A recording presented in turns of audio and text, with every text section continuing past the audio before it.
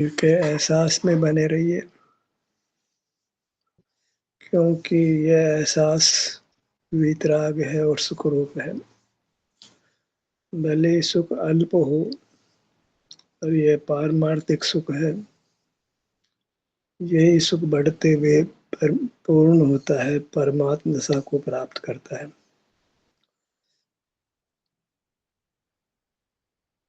एक दूसरा उपाय है कि हम ये संकल्प करें कि हम मूल पदार्थों को नहीं देखेंगे, जानेंगे। तो बहिर्मुखता मिटती है, हम अपने में होते हैं।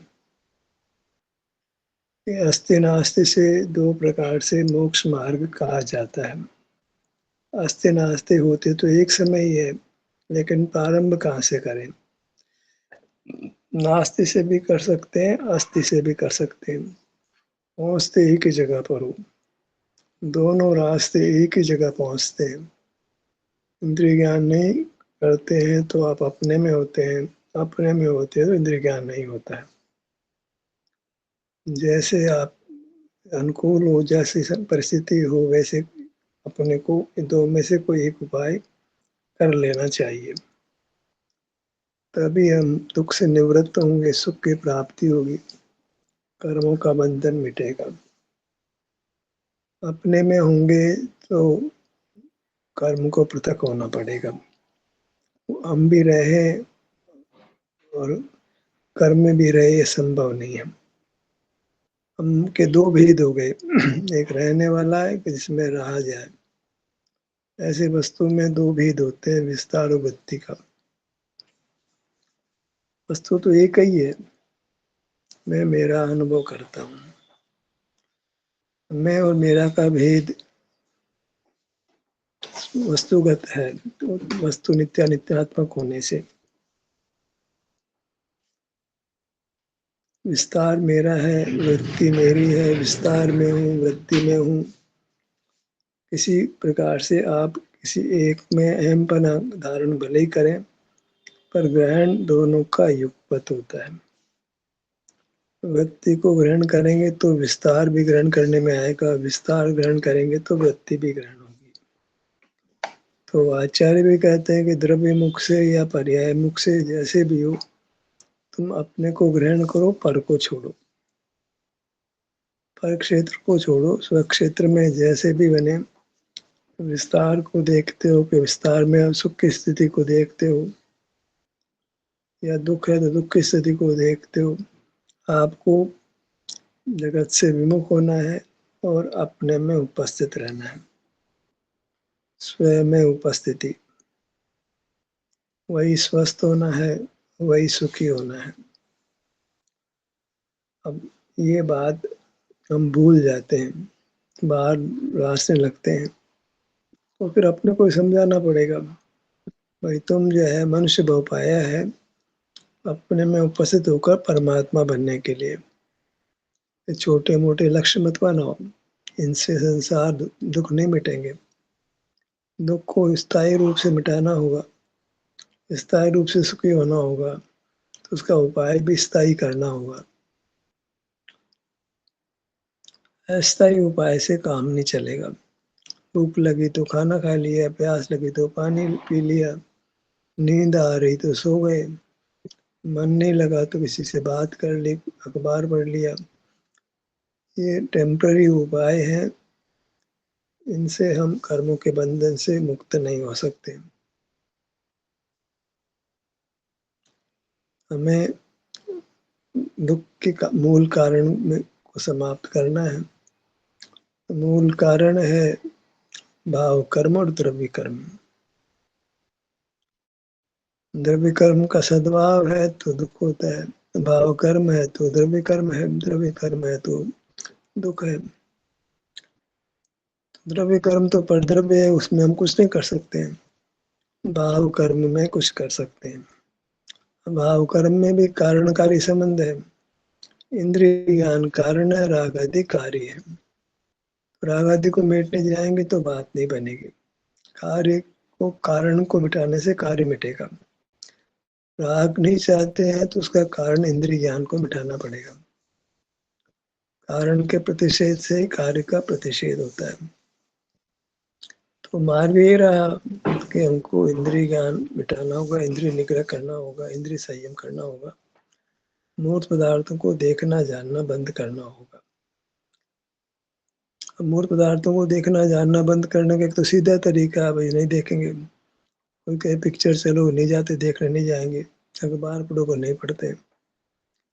एक तो नास्ति परक मार्ग हो गया। एक ये है कि आपको अपना एहसास होता है कि मैं सिर से पाँव तक हूँ। इसके लिए कोई स्कूल कॉलेज नहीं पढ़ना पड़ता है। सबको अपना क्षेत्र अनुभव में आता है, एक भी अपवाद नहीं। अपना क्षेत्र सबको अनुभव में आता है, सदा आता है ये बात नहीं है, पर आता है। पर लक्ष्य में हम पर में एकाकार हो जाते हैं, अपने क्षेत्र को भूल जाते हैं, पर सदा नहीं भूलते। हर जीव शरीर के एहसास में आता है, निद्रा को छोड़ करके। निद्रा में तो एहसास नहीं होता है, जागृति में दो स्थितियां बनती है, हम बाहर खड़े हैं या अपने एहसास में खड़े हैं। दो भेद बाहर खड़े हैं। निद्रा में तो एक ही है कि केवल अनजाने में ज्ञान की प्रवृत्ति होती रहती है, शरीर का एहसास नहीं होता। निद्रा में तो मार्ग है ही नहीं, जागृति में मार्ग है। मार्ग है स्वयं में उपस्थिति। और स्वयं में उपस्थित होने के दो तरीके हैं।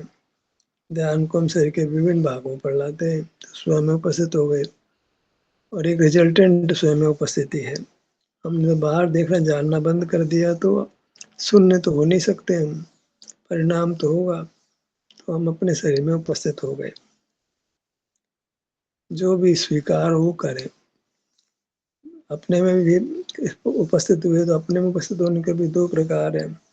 हम अपने विस्तार को देखें या शरीर में सुख दुख की स्थिति को लक्ष्य में लें। तो वो भी बात एक ही है, किसी एक से प्रारंभ करना पड़ेगा। चाहे विस्तार के सन्मुख हो, चाहे शरीर में सुख दुख की स्थिति के सन्मुख हो, ग्रहण दोनों का एक साथ ही होगा। जब सुख दुख को लक्ष्य में लेते हैं तो विस्तार गौण हो जाता है, विस्तार को लक्ष्य में लेते हैं तो सुख दुख गौण हो जाता है। गौण ही होता है, अभाव रूप नहीं होता है। ग्रहण तो वस्तु का पूरा ही होता है, आधा अधूरा वस्तु का ग्रहण नहीं होता। आधा अधूरी वस्तु होती ही नहीं, उसको ग्रहण कर लो। विस्तार वृत्ति से वस्तु पूर्ण होती है, केवल विस्तार रूप नहीं है, केवल वृत्ति रूप नहीं है। उत्पाद वे ध्रुव्यात्मक वस्तु होती है। उत्पाद वे से वृत्ति कही जाती है, ध्रुव से उसका विस्तार कहा जाता है, उसका क्षेत्र कहा जाता है। ये थोड़ा बहुत ध्यान पर सिद्धांत ज्ञान हमको हो जाता है, फिर उसको कोकना नहीं पड़ता है। फिर सहज दो उपाय में प्रवृत्ति है, मूर्त को नहीं जानना और शरीर का एहसास करना। अब ये संस्कार बन जाता है। जब भी मौका पड़ता है तो ये दो काम में से एक काम जीव करता है, और इस प्रकार अपना उत्थान करता है, कर्मों का क्रमिक नाश करता है। दुख का उपाय यही है, दूसरा उपाय सब काल्पनिक है, तो सब अल्पकालीन है। तो सच्चा उपाय करना है, क्योंकि वाकई हम दुखों से मुक्त होना चाहते हैं, सुख चाहते हैं। ऐसा लक्ष्य बन जाता है, उसका मार्ग भी पता लग गया कि हम शरीर का एहसास करें या बाहर का जानना बंद कर दें। कहीं से भी प्रारंभ करें, बाहर का जानना बंद होगा और अपने शरीर का एहसास होगा। और जब बाहर का जानना बंद होगा, अपने शरीर का एहसास होगा। बाहर का जानना बंद करने से दुख नहीं होगा, अपने शरीर का एहसास करने से सुख होगा। यही प्रयत्न, जब दृष्टि बदल जाती है तो होने लगता है, प्रयत्न होने लगता है, बिना प्रयत्न के भी होने लगता है। कभी अधिक प्रयत्न करना करता है, कभी कम प्रयत्न से काम हो जाता है। वो इस बात पर निर्भर करता है कि मोह का उदय कितना बलवान है। और जब ये काम करना शुरू करते हैं तो मोह का उदय निर्बल होता ही जाता है, और आगे आगे मार्ग सुगम हो जाता है, सरल हो जाता है। बस स्टार्ट करने में दिक्कत होती है, लोग स्टार्ट ही नहीं कर पाते, बाहर ही बाहर रास्ते रहते हैं, बाहर की उपलब्धियां करते हैं। कोई नौकरी से रिटायर भी हो जाता है तो बैठे बैठे क्या करें, कोई दूसरा काम कर लो, खाली तो नहीं रह सकता वो, संभव ही नहीं है। वस्तु है वह ग्राहक है। किसी न किसी वस्तु का ग्रहण करे ही। ये वस्तु का जीव वस्तु का स्वरूप है कि वह ग्राहक है। क्यों ग्राहक है? कि सुख स्वभाव होने से भोगता है। वह बिना भोग के नहीं रहता कभी भी। सुख की कोई न कोई अवस्था सदा पाई जाती है और उस अवस्था में किसी पदार्थ का ग्रहण होता है, लक्ष्य होता है। पर का लक्ष्य होता है या अपने में है तो अपना लक्ष्य कहा जाता है। कहा ही जाता है बस। पर का लक्ष्य उड़ने पर स्वयं में उपस्थिति होती है। अब उसको कोई लक्ष्य कहे तो कहे, पर वास्तव में लक्ष्य नाम पर का ही है। स्वयं में तो उपस्थित होता है, मौजूद होता है, अनुभव रूप होता है। लक्ष्य और अनुभव दो बात नहीं रहती है। तो भले उस अनुभव को हम लक्ष्य कह देते हैं कि जीव को स्व क्षेत्र का वास्तु का लक्ष्य है, वास्तु के सन्मुख है। परिस्थिति यह है कि पर के सन्मुख नहीं है, पर का लक्ष्य नहीं है, तो अपने में शांति का अनुभव उसको होता है। तो स्व क्षेत्र गर्भित है, मुख्य नहीं है। स्व क्षेत्र में सुख का अनुभव होता है। स्व क्षेत्र मुख्य हो जाए इस अपेक्षा की हमको हर क्षेत्र का आकार प्रकार मालूम पड़े, सो नहीं। स्व क्षेत्र में उपस्थिति है इतना।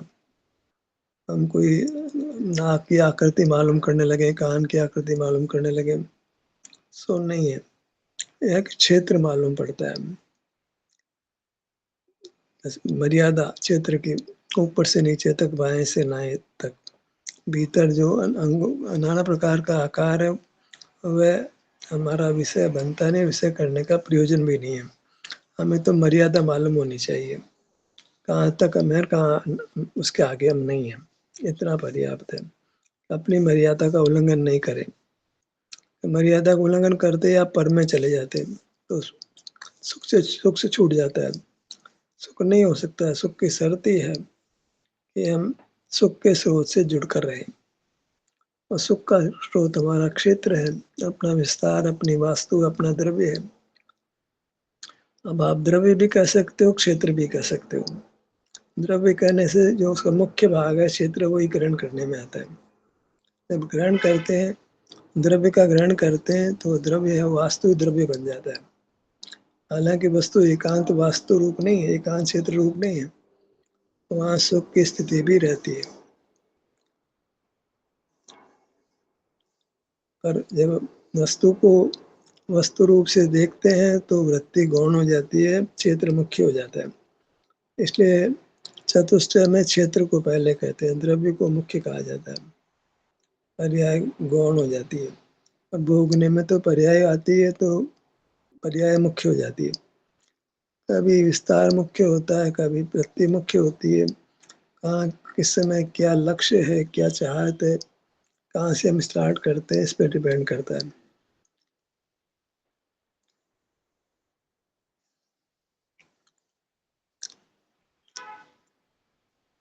जो ध्यानार्थी हैं, जो निर्देश नहीं दे रहे हैं, उनको तो अपना स्वयं को, स्वयं का निर्देश दो प्रकार से देना चाहिए कि मुझे पर को लक्ष्य में नहीं लेना है, अपने शरीर में बने रहना है। ये उसको हर सूरत में स्वाधीनता से अपने को निर्देश देना चाहिए। और निर्देशक को फॉलो करना है तो वो जिस अंग का नाम ले रहा है उस अंग पे अपने ध्यान को लाना है। वहाँ के हमको एहसास अपने आप होने लगता है। और जब हम इंद्रिय ज्ञान के निरोध रूप बात करते हैं तो अंगों का नाम गौण हो जाता है। फिर जहाँ भी हमारा ध्यान आता है उसको हम मंजूर कर लेते हैं। पर जब हम इंद्रिय ज्ञान के निरोध रूप से बात नहीं करते हैं, अस्थिर रूप से बात करते हैं कि अपना ध्यान अपने शरीर पर लाना है, तो फिर अंग मुख्य हो जाते हैं। फिर हम अपने अंगों का नाम मन में लेते हैं या किसी पर्टिकुलर अंग पर अपने ध्यान को लाते हैं। हम मुख्य ध्यानाभ्यास में, निर्देशित ध्यानाभ्यास में मुख्य रूप से दूसरी विधि को ही अपनाते हैं कि ध्यान को अपने अंगों पर लाते हैं। क्योंकि इंद्रिय ज्ञान के निरोध का विस्तार नहीं हो सकता है। एक बार में बात हो गई कि मूर्त को नहीं देखना जानना है, फिर निर्देश सीमित हो जाता है। और जब हमको लगातार निर्देश देना है तो फिर दूसरा रास्ता अपनाना पड़ता है। अपने शरीर का एहसास करेंगे और सही बुरा एहसास करने में नहीं आता। बात पूरी हो गई तो बात तो अभ्यास तो नहीं चलेगा, तो फिर अंगों का नाम लेना ही मजबूरी होता है। हम अंगों का नाम लें, सामने वाला अंगों का नाम सुने, हम भी अपना ध्यान अंगों पर लाकर बोलें, सामने वाला भी अपना ध्यान अंगों पर लाकर सुने, सुन करके अपना ध्यान अंगों पर लाए। अंगों पर लाना माने सुख के स्रोत से जुड़ जाना, तो सुख होने लगता है। यह विधि है, क्योंकि विधि बहुत संक्षिप्त है। वैसे तो मोक्ष मार्ग भी अत्यंत संक्षिप्त ही होता है। अनादि अनंत काल के सामने कुछ भाव लगते भी हैं, तो वो गिनती में नहीं है असल में। जब शरीर का एहसास करने लगते हैं तो समय दौड़ता है। ये तो परलक्ष्य में, प्रतीक्षा में ही समय भारी हो जाता है। जब हमें कोई प्रतीक्षा नहीं है, पर के सामने खड़े नहीं है, पर तो उस स्थिति में पर को देख नहीं रहे हैं, तो सुख का समय बहुत तेजी से व्यतीत होता है। दुख का समय पल पल भारी होता है, और दुख का समय माने ज्ञान का समय। ज्ञान के समय ही बहुत समय भारी हो जाता है। दर्शन में समय बहुत छोटा हो जाता है। हम चाहते हैं कि समय तेजी से दौड़े, तो ठहरने में तकलीफ, समय रुक जाता है तो तकलीफ होती है। वेदना में हम मान लो ठहर जाते हैं, दुख में ठहर जाते हैं, और वो ठहरना बहुत भारी हो जाता है। अपने में रहते हैं, सुख में ठहरते हैं तो समय दौड़ता है। सुख में ठहरते हैं, काल तेजी से दौड़ता है। दुख में ठहरते हैं तो काल बहुत धीमे धीमे दौड़ता है, बहुत तकलीफ होती है। दुख बढ़ता है, फिर सुख बढ़ता है। पर लक्ष्य में दुख बढ़ता है, स्वलक्ष्य में सुख बढ़ता है। बढ़ना दोनों में ही है।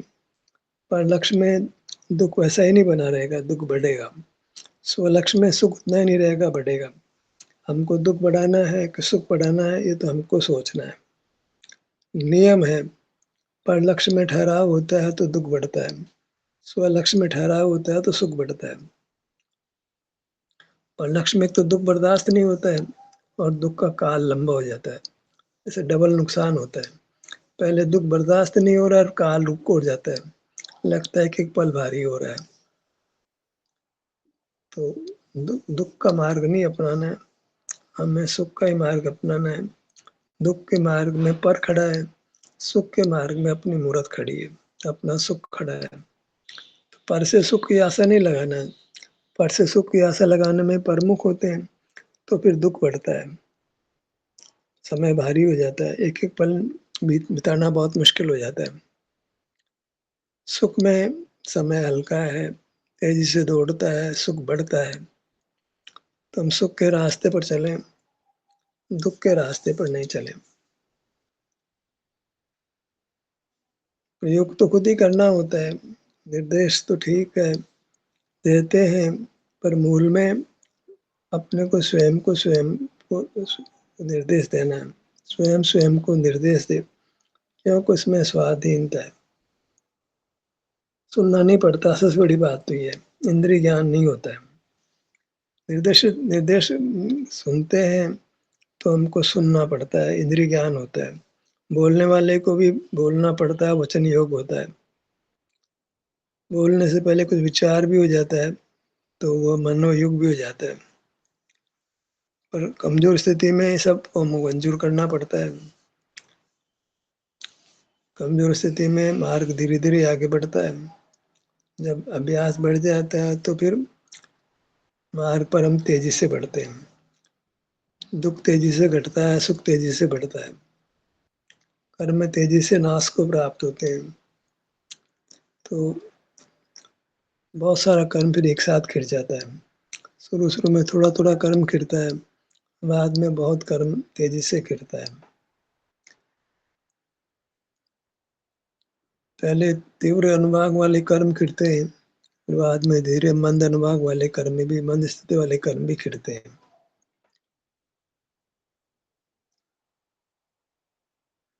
अपनी मूर्त को लक्ष्य में रखिए।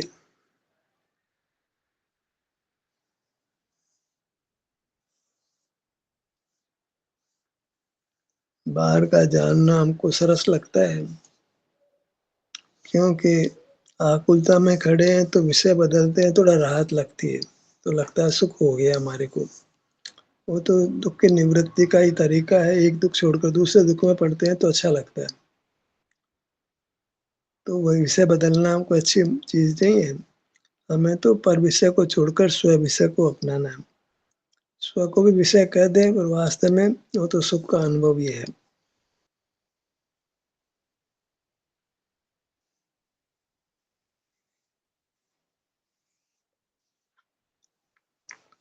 अपने चेहरे के भाग पर आइए।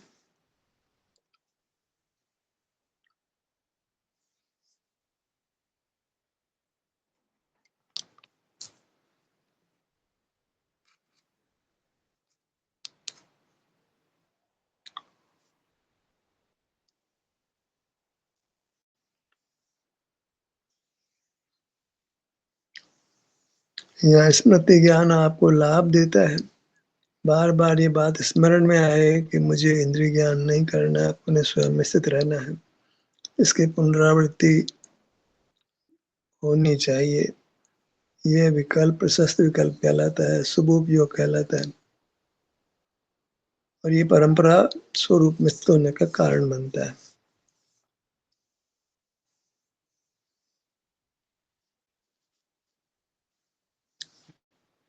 जब भी तकलीफ हो तो तत्काल ही समाधान आना चाहिए। मुझे तो स्वयं में उपस्थित रहना है, इंद्रिय ज्ञान नहीं करना है। अपने विस्तार को लक्ष्य में लेना है, अपने किसी भाग को लक्ष्य में लेना है, किसी अंग को लक्ष्य में लेना है, किसी अंग का विकल्प करें और उस अंग पर आ जाएँ।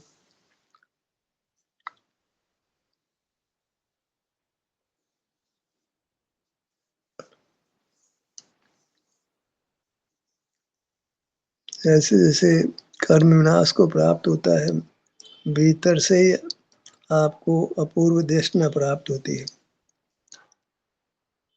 आपका आप ही गुरु हो जाता है, पर वह सब एक स्वाभाविक रूप से होता है। फल जो आता है वो स्वाभाविक रूप से आता है। हमें तो ताकत कारण में लगानी होती है, कार्य में नहीं लगानी होती है। कारण एक ही है, अपने विस्तार के सन्मुख रहना, पर पदार्थों को नहीं जानना।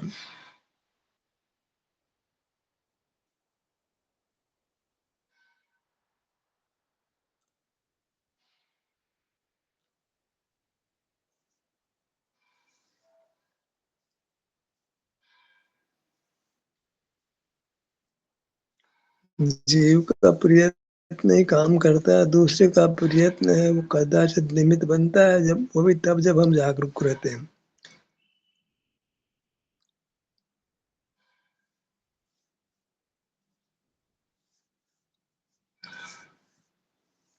सिर के भाग पर आइए।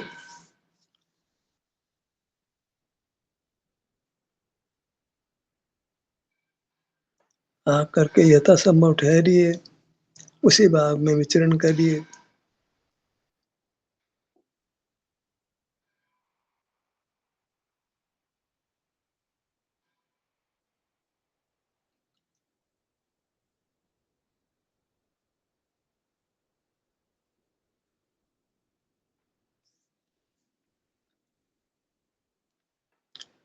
ललाट का भाग,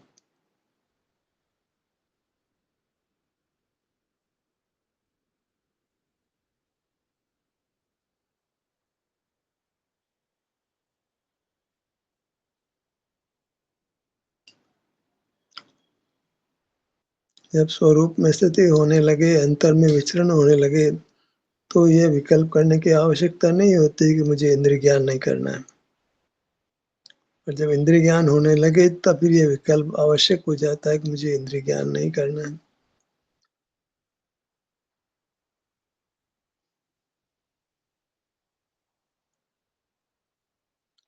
नेत्रों का भाग,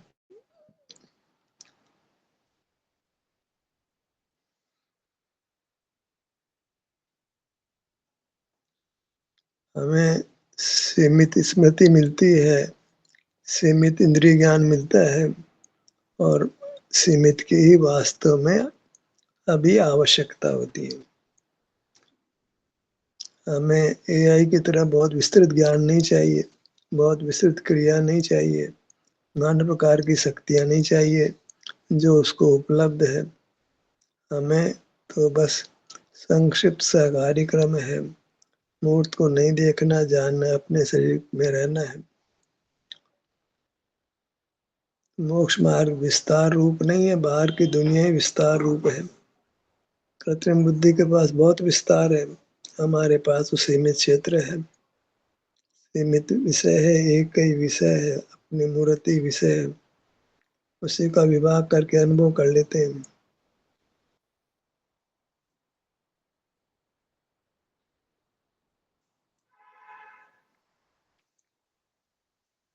कानों के भाग पर आइए।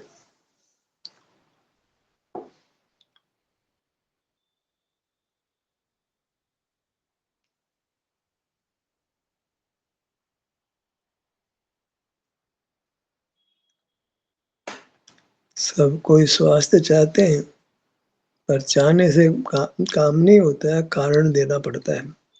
स्वास्थ्य के लिए स्व में स्थित होना पड़ता है, तो स्व को पहचाने, सिर से पांव तक ये स्व है जो अनुभव में आता है, और यहीं स्थित रहने से स्वास्थ्य लाभ होगा, और स्वास्थ्य लाभ होगा तो सुख का अनुभव होगा। सब एक साथ ही है, स्वयं में स्थित होना, स्वास्थ्य लाभ होना, सुख का अनुभव होना, सब एक काल में हो जाते हैं, एक समय में हो जाते हैं।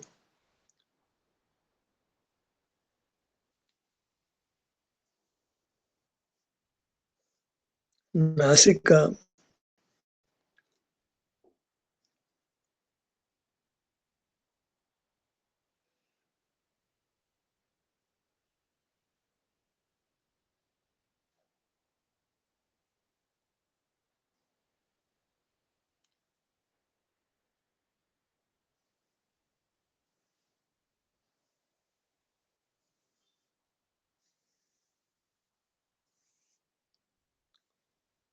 होठों के भाग पर आइए।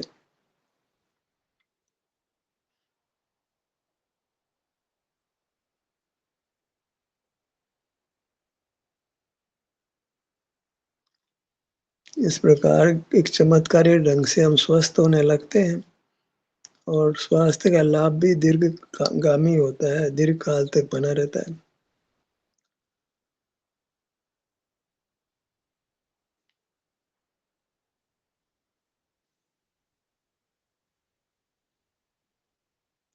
मुख का भाग,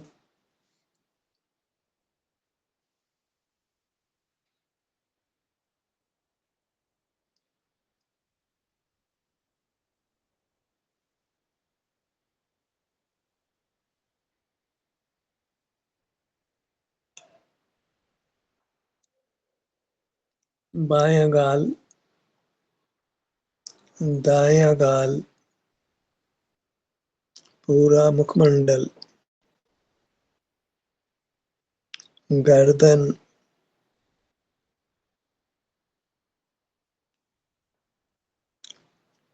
सीना,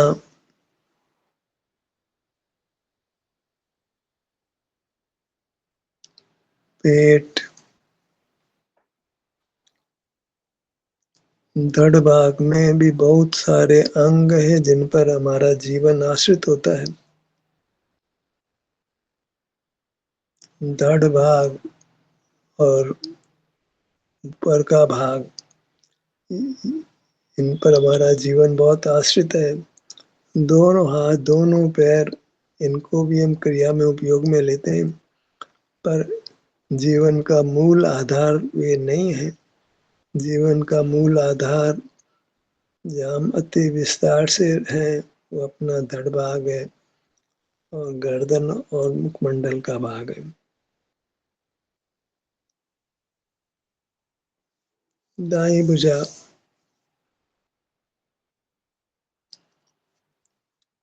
दाई हथेली, बाई भुजा, बाई हथेली,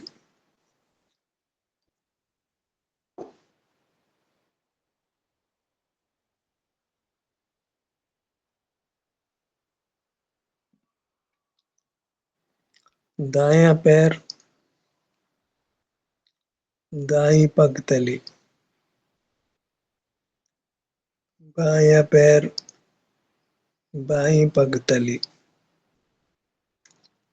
उपांग बहुत सारे हैं, कारण कि वास्तव में हम क्षेत्र से महान हैं।